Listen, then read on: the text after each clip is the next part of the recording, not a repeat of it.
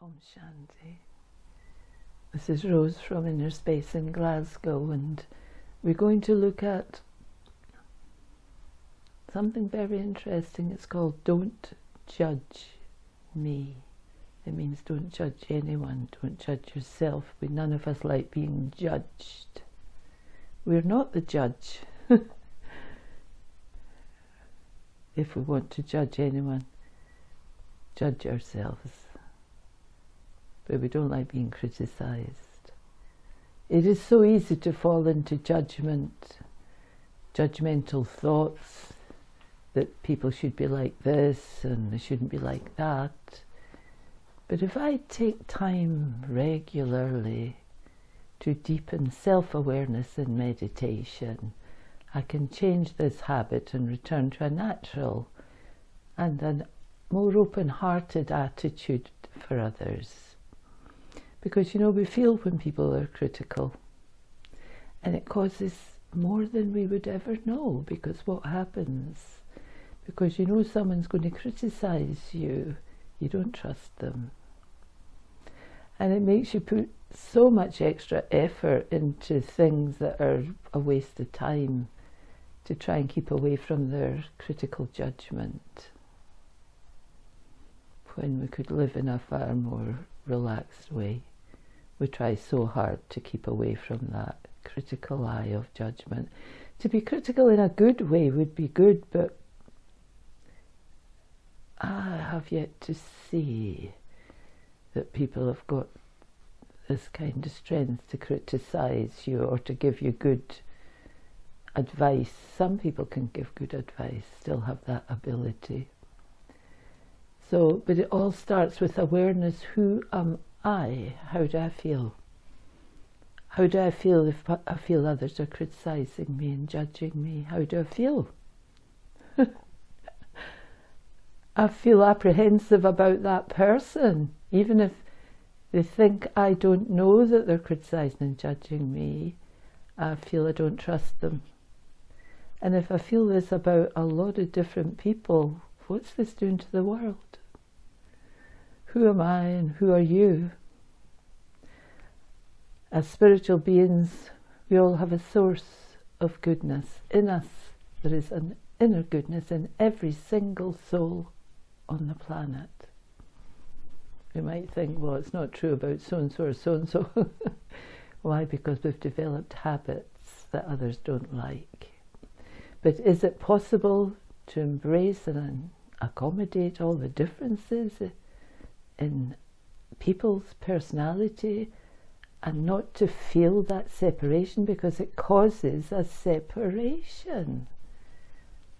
I don't want to be close to that person because they're a gossip, or they're critical, or they're always looking for a fault in me, or they're judging me. And so I want to stay away. Now, this isn't actually good for really good relationships, because judgment often leads to separation and division, and then conflict. Because if others say anything about them, I'll agree with them very quickly. I'll say that's true, because that's how they are with me. I'll believe whatever anyone tells me about them, because that's how they were with me. So it is a very simple but slippery practice to try and see others as souls. Very tricky, especially if they've been not like that with me. But as souls, beings of light in the center of the forehead, all of us are good.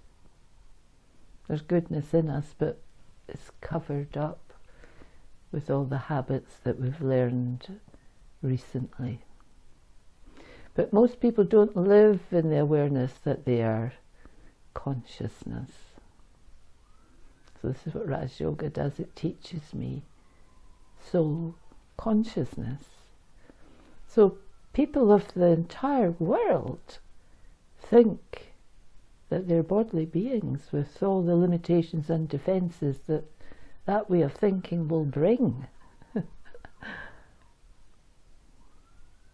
So you can't actually blame. That's the way of the world, the way of the energy. However, if you wake up early and reaffirm that I am a soul, a being of light, in the centre of the forehead, and everyone I meet is a soul, a being of energy, a point of light. And then throughout the day, hold that awareness as much as you can. It does take practice. This is not an easy thing to do. But it's completely and utterly possible if you practice. See souls, and not their bad habits, basically. Basically, just stop looking at their bad habits. And basically, teach yourself to be immune to the way they treat you. And treat others as precious, eternal beings. And teach yourself to accept that they may not know or accept any spiritual thought about being a soul. But that doesn't change the wonder that each soul is a soul. Whether they give in to that one or not, they are a soul full of potential peace, love, and happiness. It is like seeing that once upon a time, everyone was a pure, tiny baby, innocent and fresh. And that beautiful child grew up and became critical, etc. But it's still the same soul. It was the lovely, sweet, beautiful, innocent baby, which now has become the grown-up who gossips and criticizes and judges others. Because it's the fashion now, it's the habit. So, practice meditation. Practice being a child of the divine, the one above. Okay. Yeah, it seems like it's become so normal, and you can see it's like a cycle of defence and attack, defence and attack, and it seems to require a bit of courage to just decide to put a stop to it and say, I'm not going to do that defending, attacking game anymore. When you don't feel strong at the beginning of your meditation practice, what keeps you practicing and not just reverting to the old habits? See, I think a lot of this happens within people you're familiar with as well, mostly. And you think that you're so used to them telling you off and instructing you and telling you what to do, that it kind of organises you to take it from others, if you like. It seems more natural because your very parents did that. But inside, the very fact you don't like it means there's something in you that's rebelling against this way of being. And I'm sure that most people in the world are rebelling against this. And if they stopped even for a second to think, they'd think, I don't like this either. It's like emotional bossing around and criticising and I better keep up with what they want, or I better dress the way they expect me to dress, and I better do this, or they'll all talk about me. And then I go into a room and they're all having their tea in an office saying, I know they've been talking about me.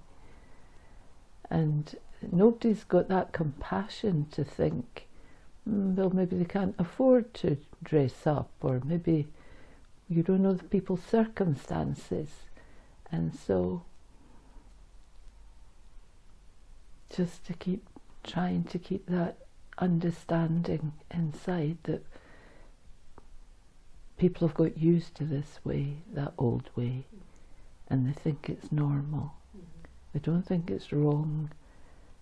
Until maybe you say something different, it might touch them to think, that resonates. So I sometimes think that with the news and the media, it perpetuates this judgment. Like, we love to see, we don't love it, but we seem to love to see people being criticised and pulled down. And it's almost like, well, if they're it, I'm not it. It's deflects the attention away from the self. yeah, So is it the same with, just baby forms of weakness and criticism and judgment, that I'm just kind of pushing out the spotlight to someone else, and so I don't have to see myself? yeah. And it deflects people from looking at you if you've got great gossip about someone else. We've become quite different, humans, but it's become the fashion, but it's a very unhappy fashion. It's just all separation, Yeah, division, and soul awareness seems to be trying to encourage us back to a feeling of connectedness that we've lost. That, like, if you're sad, then how can I be super duper happy yeah, unless I can help to make yeah, you happy? yeah. And if someone's been a little bit nice to me, how can I want to really pull them down? It's another thing as well. So it's something we learn through meditation, to be more compassionate, kinder. But yeah, it's a tricky one, unless there's something in you resonates, because sometimes if you start to be nice, people think you're dead weird.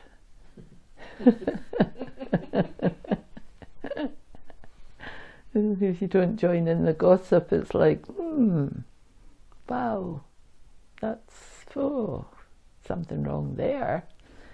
And so, but it will pay dividends, because I know someone who refused to join in the gossip and all the pulling people down, and that person moved forward in her workplace. But not only that, but she gained great respect and still is respected to this day, because people started to trust her.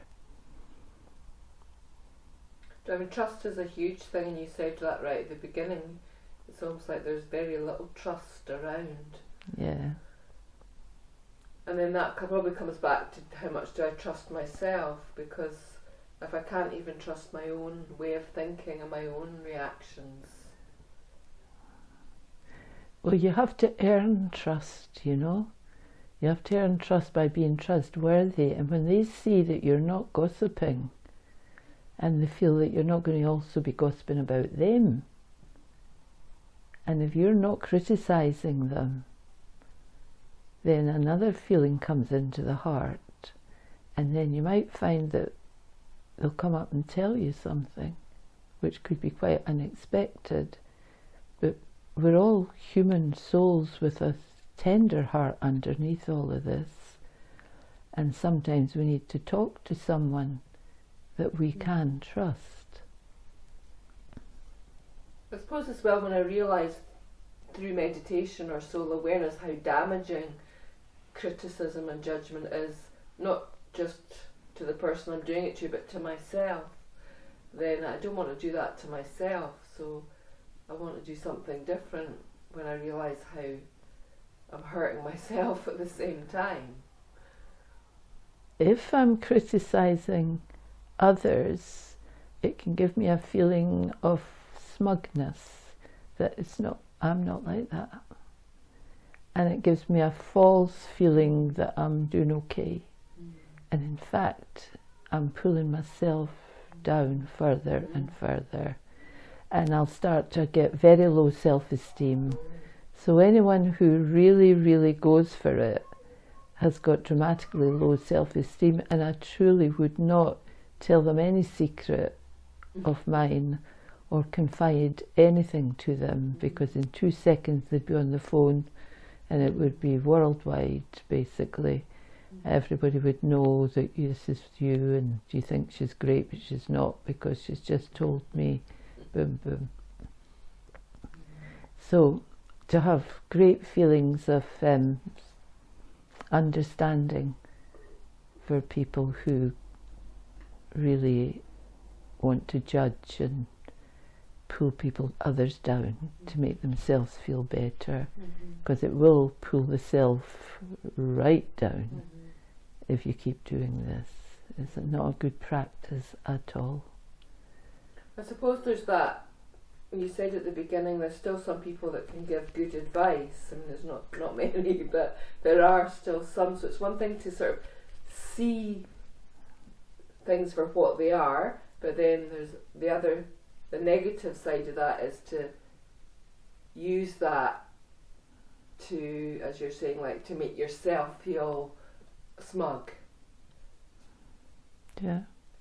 And that, I think that is a slippy one sometimes, because the ego can just really get in there, especially if you're doing soul awareness meditation and you're starting to get a bit clearer and see more and more, and then not to use that, never to use that to your advantage in the wrong way over someone.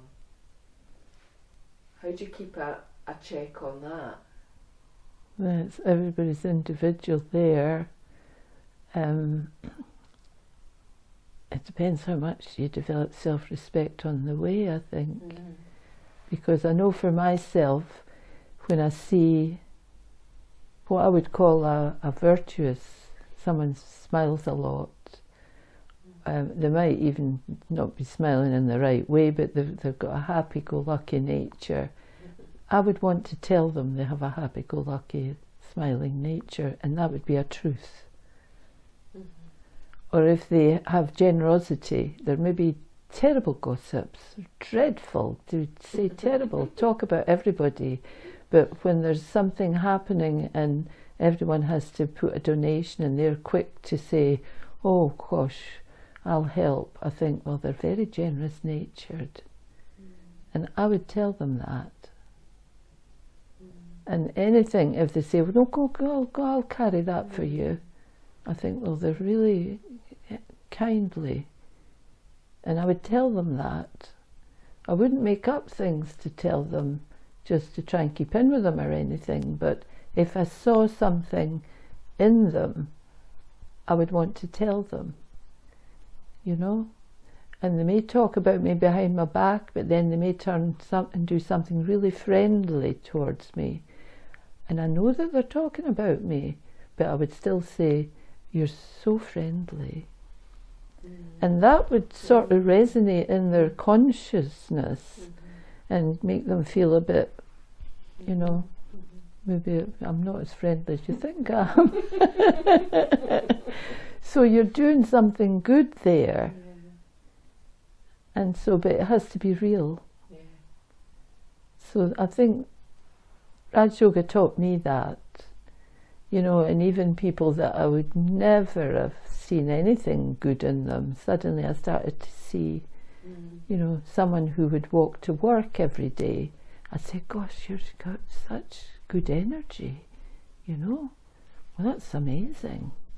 You know, you're very strong.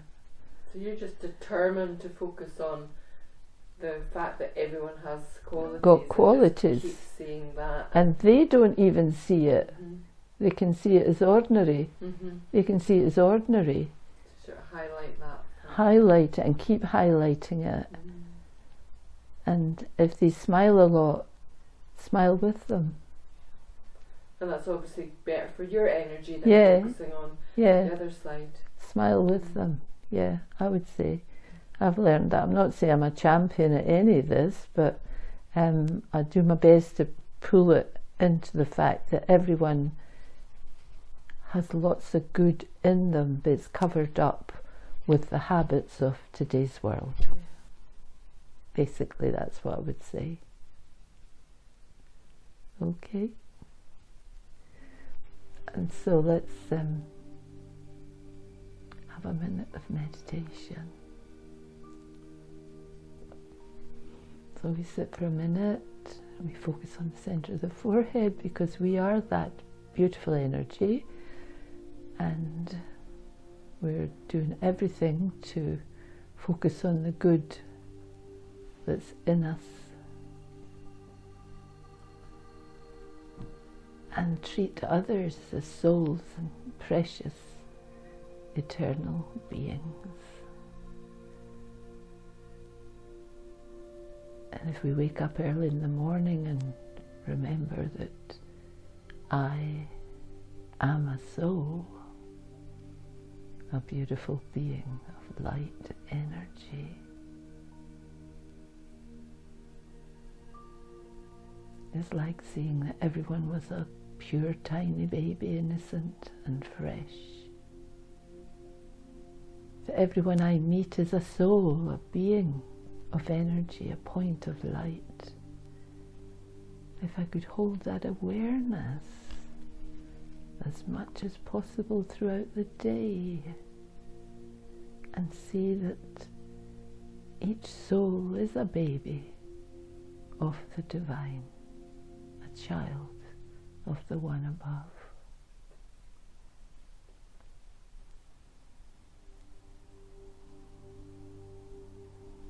And each soul is full of the potential of peace, love, and happiness. Om Shanti.